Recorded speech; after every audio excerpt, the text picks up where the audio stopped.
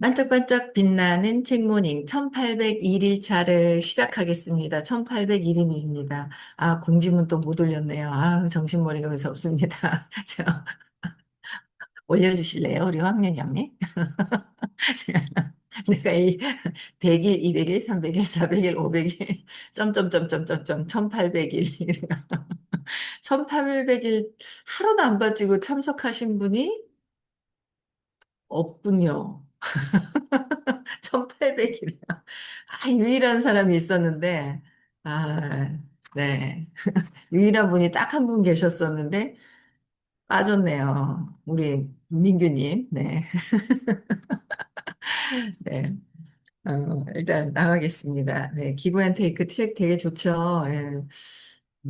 어떤 개인적인 일이 아니라, 개인적인 일이 아니라, 또 이제 그 어떤 여러 다방면의 분들을 다 있잖아요. 조사를 다 해서. 수치를 만들어서 이렇게 해놓은 거라서 또 나름 또 재밌는 거 있죠. 예. 오늘 49페이지에 나뿐 아니라 모두가 이로운 세상이 어떤 세상인지 네, 그런 부분에 대해서 또 써놨습니다. 볼게요. 네. 특히, 특히 기본은 테이커를 상대할 때 위험 부담이 높다. 테이커 받기만 하는 사람 있죠. 기본은 주는 사람, 테이커 받는 사람 매쳐. 내가 받은 만큼만 준다. 딱 이런 거예요. 근데 테이커를 상대할 때 위험 부담이 높다. 데이비스 호닉은 전 세계적으로 크게 성공한 벤처 투자자 중 상당수가 이기적으로 행동한다고 말한다. 상당수가. 그들은 균형에서 벗어날 정도로 신생 기업에 많은 것을 요구하며 투자에서 성공하면 자신의 공을 지나치게 부풀린다. 자신의 공을 지나치게 나 때문이야. 나 때문에 내가 성공했어. 지나치게 부풀린다는 거죠. 그래서 호닉은 그러한 관행을 뒤집었다. 호닉은 안 그랬다는 거예요. 그래서 투자 설계사가 인생에서 이루고 싶은 게 무엇이냐고 물었을 때 그는 무엇보다 다른 사람을 희생시키지 않고도 성공할 수 있음을 증명하고 싶다. 멋있는 분이다. 그쵸? 이런 정신세계를 갖고 계신 무엇보다 다른 사람을 희생시키지 않고도 성공할 수 있음을 증명하고 싶다고 대답했다. 이를 위해 호닉은 벤처 업계에서 가장 신성시하는 원칙 두 가지를 깨버렸다. 신성시하는 원칙이요. 첫째, 2004년 벤처 투자자로서 최초로 블로그를 개설해 그동안 일종의 블랙박스나 다름없던 벤처 투자 세계의 내부를 공개했다. 그가 온라인상에서 정보를 공유하자 사업가들은 벤처 투자자들의 사고방식을 더 깊이 이해하고 투자 유치, 홍보 활동을 개선해 나갔다. 혼익회사의 이사회 임원과 법무자문위원은 영업 비밀이 새어 나간다는 이유로 블로그 활동을 그만두라고 종용했다. 사실 다른 벤처 투자자가 그 블로그를 보면 공짜로 그들의 아이디어를 사용할 수 있었다. 혼익은 당시를 회상했다. 벤처 투자자가 현재 진행 중인 아이디어를 얘기한다면 그건 미친 것일 겁니다. 내가 정말로 원한 것은 많은 사업가와 대화를 나누고 그들에게 도움을 주는 일이었습니다. 엄청나죠? 어이구야. 혼이 존경스러운 분이네요. 그죠? 대화를 나누고 그들에게 도움을 주는 일. 정말 본인이 원하는 게 타인들에게 도움을 주는 일이었답니다. 네, 존경스러워요. 얼마 지나지 않아 혼익의 행동을 비판한 사람들이 옳았다는 것이 밝혀졌다. 좀 비판을 하다가, 아, 이게 옳았구나라는 걸 알았다는 거예요. 그렇죠? 그래서 수많은 벤처 투자자가 내 블로그를 읽었습니다. 내가 몹시 들떠서 특정 회사에 대해 이야기하면 계약을 따내기가 더 어려웠죠. 하지만 혼익은 그 정도 대가는 기꺼이 치를 각오가 되어 있었다. 내 목적은 철저하게 사업가들을 위해 가치를 창출하는 데 있습니다. 멋있잖아요, 그죠? 사업가들을 위해 철저하게 자기 목적이 사업가들을 위해 가치를 창출하는 게.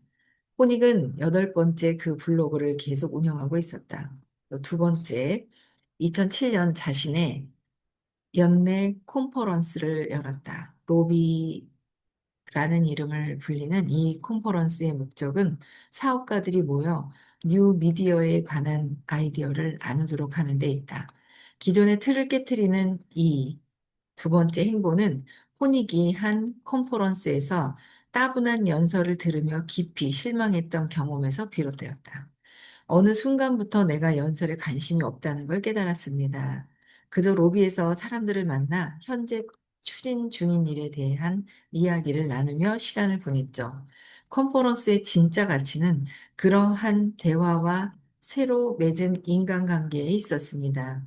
그렇다면 아예 연설을 생략하고 컨퍼런스를 대화와 인맥을 쌓기 위한 장으로 만드는 게 어떨까 싶었죠. 호니게 컨퍼런스에 약 40만 달러를 투자하려 하자 사람들은 회사 평판이 끝장날 수도 있다며 그를 만류했다. 모두가 만약 컨퍼런스가 실패하면 호닉 자신의 경력마저 망쳐버릴 거라고 경고했다. 호닉은 그러한 경고에 아랑곳하지 않았다. 오히려 그는 사람들이 상상조차 하지 못한 일을 기획했다. 경쟁 업체의 벤처 투자자들을 컨퍼런스에 초청한 것이다. 그러니까 강의를 듣는데 연설을 들으면서 실망을 하고 따분하다는 걸 느끼면서 대화를 하고 네, 친분을 쌓는 새로운 어떤 그런 이런 것도 되게 괜찮을 것 같아요. 질문하는 시간. 그죠? 예, 질문하는 시간을 갖고 이렇게 하는 것도 되게 좋을 것 같은데, 그죠? 의식 수업에 말고 사업에 관련돼서 궁금한 거 질문하는 시간. 그렇죠? 몇몇 동료는 무슨 미친 짓이냐며 호닉에게 왜 하필이면 다른 벤처 투자자들을 컨퍼런스에 초대하느냐고 물었다. 로비에서 훌륭한 아이디어가 있는 사업자를 만나면 투자 계약을 체결할 수도 있는데 그런 이점을 포기하고 경쟁자가 기회를 잡도록 돕는 이유가 무엇인가? 경쟁자가 기회를 잡도록 돕는 이유. 호닉은 이렇게 의문을 무시했다. 나뿐 아니라 모두가 이로운 경험을 하도록 해주고 싶었습니다. 다른 사람도 잘 됐으면 한다는 마음이에요. 그쵸? 와, 대단하죠. 경쟁자가 기회를 잡도록 돕는다. 이야, 대단한 거예요. 의식이 이분은 높아요. 그쵸? 540인가? 의식 수준이. 로비에 참석한 경쟁 업체의 한 투자자는 호닉이 만든 컨퍼런스 형식이 무척 마음에 들었던 모양이다. 얼마 후 그는 그와 유사한 컨퍼런스를 열었는데 호닉을 비롯해 다른 어떤 벤처 투자자도 초대하지 않았다. 동료들의 반대가 극심했기 때문이다. 그럼에도 호닉은 계속해서 다른 벤처 투자자들을 로비에 초대했다. 물론 그는 이타적으로 행동할 때 치러야 하는 대가를 알고 있었다. 내가 망상에 빠져 있다고 생각하는 사람들도 있습니다. 그들은 테이커가 되어야 무언가를 이룰 수 있다고 믿지요. 그가 만약 테이커처럼 굴었다면 어땠을까? 아마 예정에 없던 아이디어 홍보를 들어주거나 개인적으로 이메일 답장을 보내는 일은 없었을 것이다.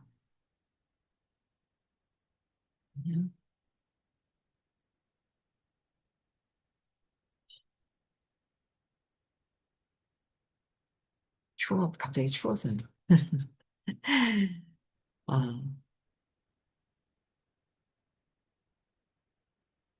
어, 내가 만약 테이커처럼 굴었다면 어땠을까? 아마 예정에 없던 아이디어 홍보를 들어주거나 개인적으로 이메일 답장을 보내는 일은 없었을 것이다. 그랬어요. 또 블로그를 운영해 경쟁자와 정보를 공유하지도 않고 경쟁업체 투자자들을 로비에 초대하지도 않았을 터다.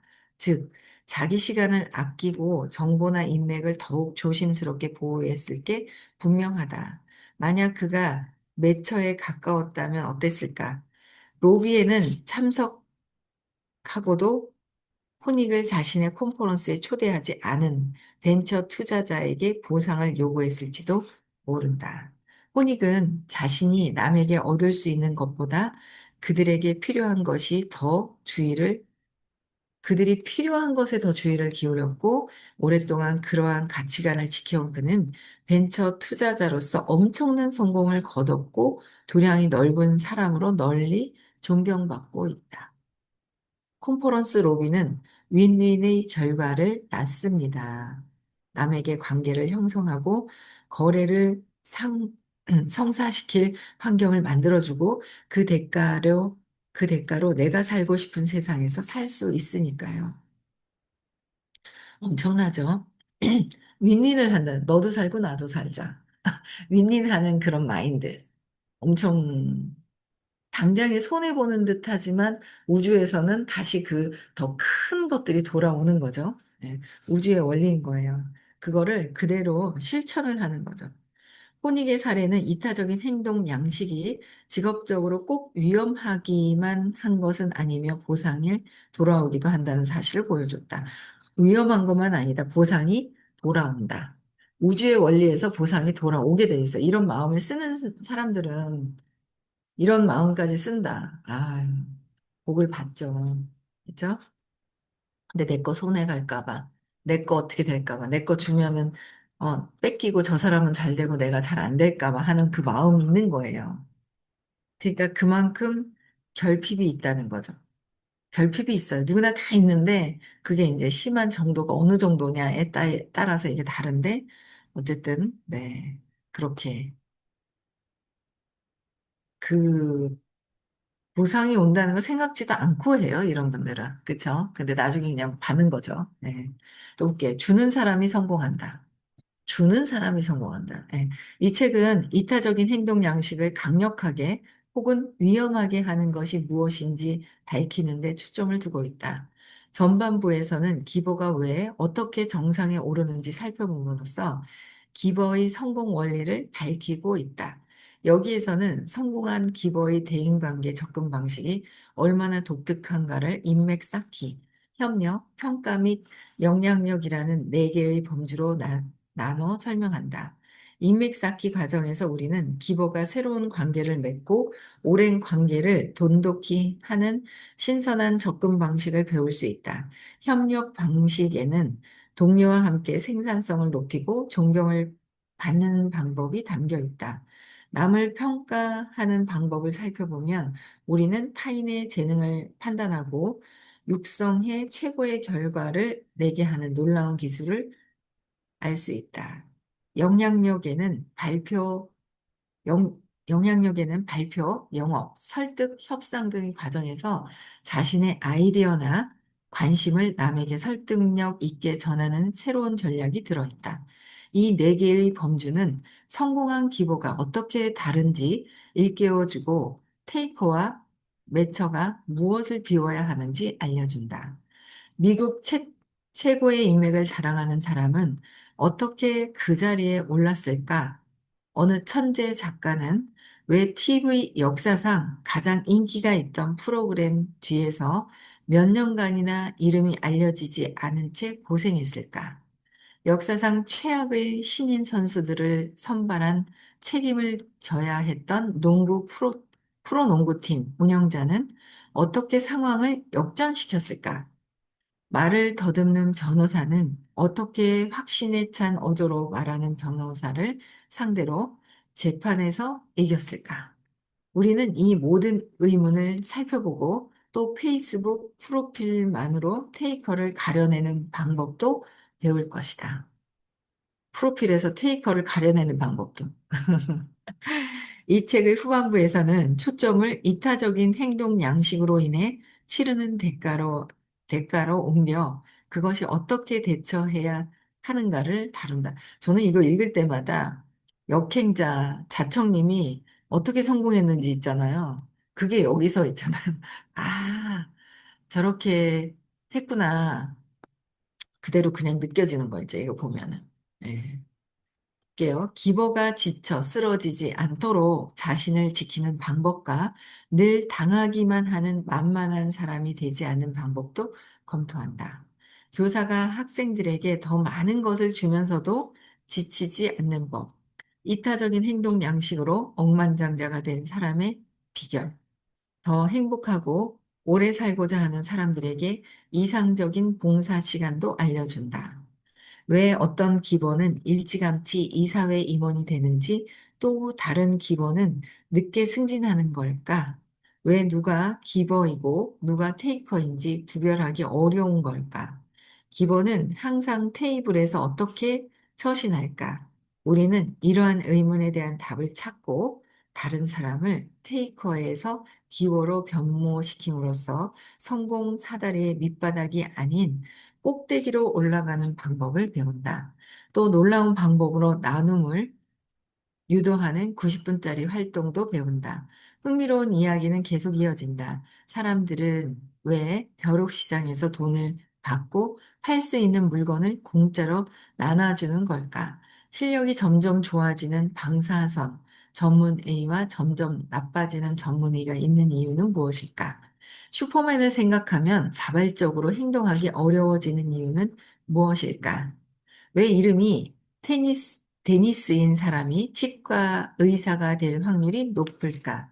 우리는 책의 후반부에서 이 모든 의문의 답을 구할 수 있다.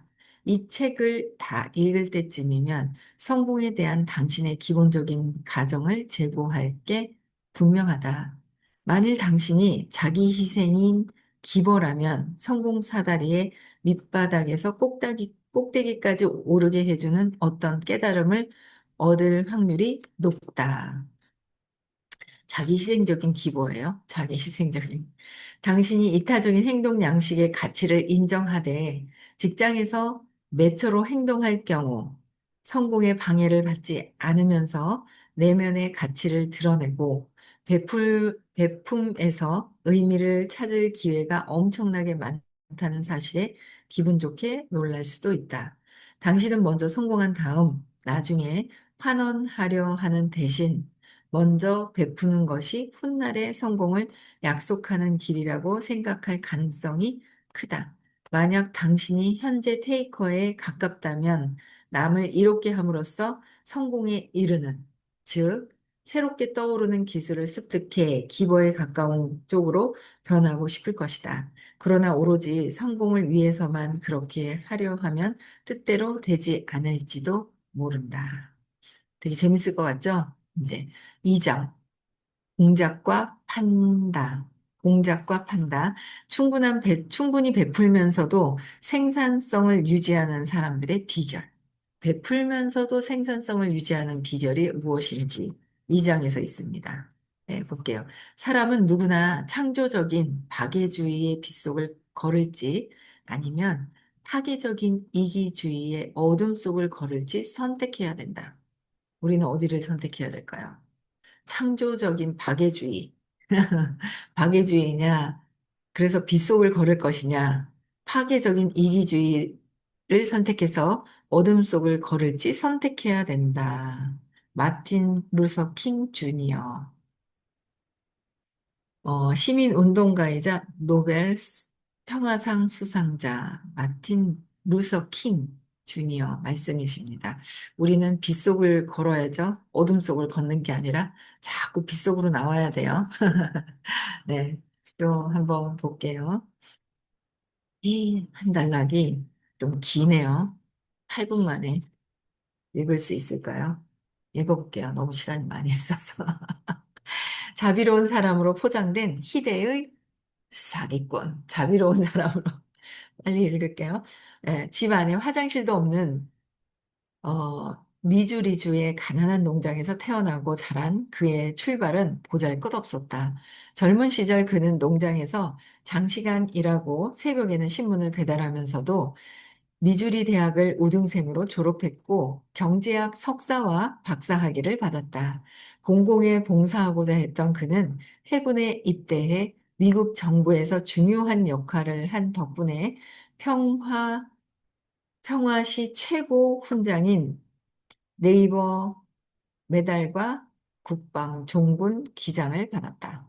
이후 그는 한 회사를 설립해 15년 동안 그곳에서 회장과 CEO로 일했다. 그가 은퇴할 무렵 회사 가치는 1,100억 달러에 달했고 전 세계 40여 개 국가에서 2만 명 이상의 직원이 그의 회사에서 일하고 있었다. 포처는 그의 회사를 5년 연속 미국에서 가장 혁신적인 회사로 뽑았으며 가장 일하기 좋은 회사 25군데 중 하나로 선정했다. 누군가가 그에게 성공 비결을 묻자 그가 대답했다. 존경심, 황금률, 그리고 완전한 진실성. 내가 행동 거지 하나하나에 엄격한 규범을 세우고 그것을 지키며 살아왔다는 사실을 모르는 사람은 내 주변에 없을 겁니다. 그는 자선재단을 설립해 250개가 넘는 단체에 250만 달러 이상을 지원하고 연간 순이익의 1%를 자선단체에 기부했다. 그의 기부 활동에 매료된 조지 부시 전 대통령도 그를 좋은 사람, 자비로운 사람이라고 칭했다. 하지만 가난한 환경에서 출발해 그가 이룬 아메리칸 드림은 여기에서 끝이 났다. 그가 기소되었기 때문이다. 그의 이름은 케너스 레이로 언론 스캔들의 주범으로 알려진 사람이다. 언론 스캔들의 주범이래요. 앨런은 휴스턴에 본사를 든 에너지 원자재 회사로 뉴욕 증권거래소의 상장 기업이었다. 그런데 2001년 10월 앨런은 4분의 3분기 재무제표가 6억 1,800만 달러로 하향 수정되면서 회사 가치가 12억 달러나 떨어졌다. 6억 1,800만 달러는 미국 재무제표 수정 역사상 가장 큰 금액이다. 앨런은 그해 12월에 파산했고 2만 명이 달하는 직원은 회사의 추락으로 자신들의 일자리가 일자리와 함께 노후 대비 계획이 사라지는 모습을 지켜봐야 했다. 수사 결과 앨런은 그동안 매출 기록을 조작해 투자자를 속이는 한편 10억 달러 이상의 부채를 숨겨온 것으로 드러났다. 또 외국 정부에 뇌물을 주고 부당하게 국제 거래를 해왔고 캘리포니아와 텍사스의 에너지 시장을 조사한 것으로 밝혀졌다. 결국 레이는 6건의 사기 혐의에서 유죄를 선고받았다. 물론 레이가 앨런의 불법 행위를 얼마나 정확히 알고 있었는가는 논란의 여지가 있을 수 있다. 그러나 그가 테이커라는 사실을 부인하기는 어렵다. 많은 사람이 레이를 기보로 여겼지만 사실 그는 정체를 숨긴 테이커 혹은 사기꾼이었다. 정체를 숨겼다는 거죠. 레이는 앨런의 자신을 개인적인 용도에 사용했기도 했다. 배설인 맥린과 피터 엘킨드가 공저한 앨런 스캔들이 보여주듯 레이는 회사에서 지나치게 많은 융자를 받았고 직원들을 사적인 일로 부려먹었다. 이러면 안 되죠. 가령 비서가 회사 준역의 출장 문제로 앨런사 소유 비행기를 예약하려 했으나 레이의 가족이 개인적인 여행을 위해 회사 비행기를 세 대나 쓰는 바람에 공무에 사용하지 못한 적도 있다. 그 언론에서 얘기하는 소리가 생각나네요. 대통령이 타야 되는 비행기 안에 개인 사적인 사람이 같이 타고 막 이런 거 있잖아요. 그런 얘기도 막 있더라고요. 1997년부터 1998년까지 앨런사는 레이의 여동생이 소유한 여행사에 450만 달러의 수수료를 지불했다. 기소 내용에 따르면 레이는 앨런이 파산하기 직전 7천만 달러가 넘는 주식을 팔아 가려 앉는 배에서 보물을 챙기려 했다. 이러한 행동의 전조는 1970년대에 레이가 엑손에서 일할 때부터 나타났다. 그의 상사는 추천장에서 레이를 높이 평가하면서 어쩌면 지나치게 야심이 클지도 모른다고 경고했다. 너무 지나치게 야심이 크면.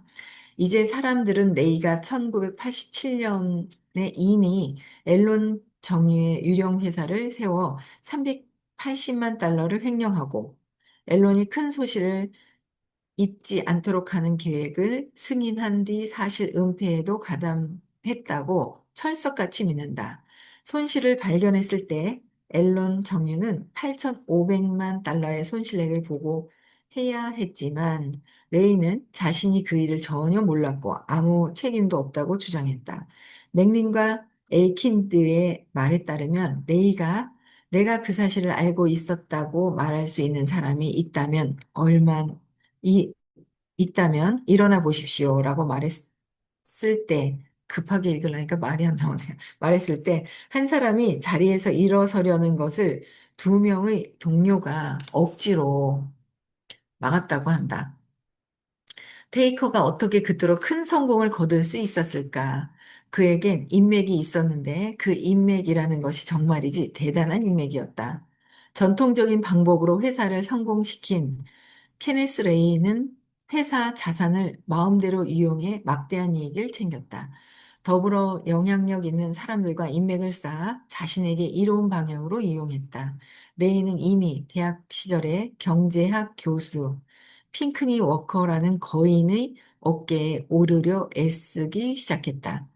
이후 워커는 레이가 경제 전문가로서 국방부에 들어가도록 도와주었고, 닉슨 대통령 시절에는 백악관에서 참모로 일하도록 다리를 놓아주었다. 1980년의 중반, 1980년대 중반, 레이는 회사를 합병해 휴스턴 본사를 옮기고 언론의 대표가 되었다. 어느 정도 권력을 쥐자 그는 앨런의 이익에 도움될 만한 정치 브로커들과 어울렸다. 또한 레이는 핑크닉 워커의 동생 찰스에게 앨런의 이사직을 주었고, 당시 대통령 후보로 출마한 조지 H.W. 부시와의 관계를 돈독히 했다. 1990년에는 휴스턴에서 열린 주요 선진국 정상회담에서 공동의장을 맡아 눈부신 활약을 펼치면서 영국 총리 마거릿 대처와 독일 총리 헬무트 콜 프랑스 대통령, 프랑스와 미테랑 등 참석자들의 주목을 받았다. 그런데 부시가 빌 클린턴에게 폐해 재선에 실패하자 레이는 즉 각 대통령 선거에서 클린턴의 핵심 보좌관으로 일한 친구들에게 연락을 취했다. 그는 클린턴과 유치원을 함께 다닌 친구였고 얼마 지나지 않아 레이는 새 대통령과 골프를 치는 사이가 되었다. 그로부터 몇 년 후 조지 부시가 권력을 쥐자 레이는 인맥을 총동원해 에너지 규제를 완화하고 측근들을 텍사스와 백악관 등의 정부 요직에 앉혀 앨런의 이로운 방향으로 정책을 이끌게 했다. 그는 변화를 맞이할 때마다 인맥을 적절히 동원함으로써 거의 언제나 자신과 회사의 전망을 극적으로 높였다. 네, 여기까지. 인맥을 철저히 다 활용을 해서 극적으로 네, 전망을 높였답니다. 네. 여기까지 있고요. 네, 31분이네요. 이고요. 이게 참 단락이 한 두 단락씩 읽으면 될 것 같거든요. 내일은 좀 짧네요. 네. 또 여기까지 할게요. 내일은 또 인맥이란 어떻게 또 활용을 하는지를 또 보고, 네, 하겠습니다. 네, 여기까지 하고요. 오늘 화요일 날 대구에서 수업이 있습니다. 네, 대구에서 수업이 있고요. 토요일은 수업이 없죠. 네, 우리 부산에서 행사가 있어요. 그렇죠? 부산에서 행사가 있고 그 다음 주는 9월 6일, 7일, 네, 시크릿 행사가 있습니다. 아직 인원이 조금 초대를 한 명씩 하면 딱 좋은데, 그쵸? 네, 한 명씩 초대를 더 해보는 방향으로 해봅시다. 그쵸? 네, 여기까지 하고요. 네, 인사하고 마치겠습니다. 네.